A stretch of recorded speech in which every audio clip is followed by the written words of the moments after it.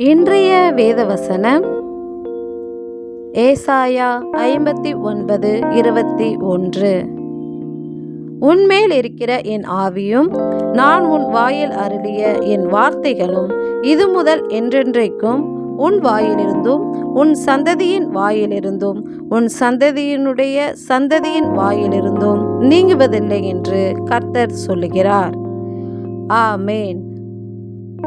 நம் தேவன் நமக்கு அருளிய பரிசுத்த ஆவியும் அவர் நமக்காக தந்த வேத வார்த்தைகளும் என்றும் நம்மை விட்டு விலகாது. ஏனெனில் அவர் நமக்கு இந்த வார்த்தைகளை உடன்படிக்கையாக சொல்லுகிறார். அன்றியும் இந்த வார்த்தையை மீட்பர் சியோனுக்கும் யாக்கோபிலே மீறுதலை விட்டு திரும்புகிறவர்களுக்கும் கர்த்தர் சொல்லுகிறார். சியோன் என்றால் தேவனுடைய நகரம்.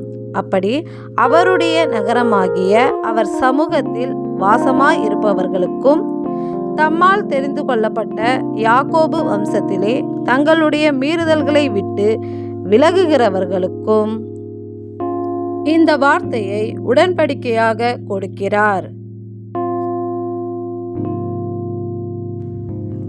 அன்றியும் இந்த வார்த்தையை நமக்கும் நமக்கு பின்வரும் நம் சந்ததிகளுக்கும் நித்திய உடன்படிக்கையாக சொல்லுகிறார்.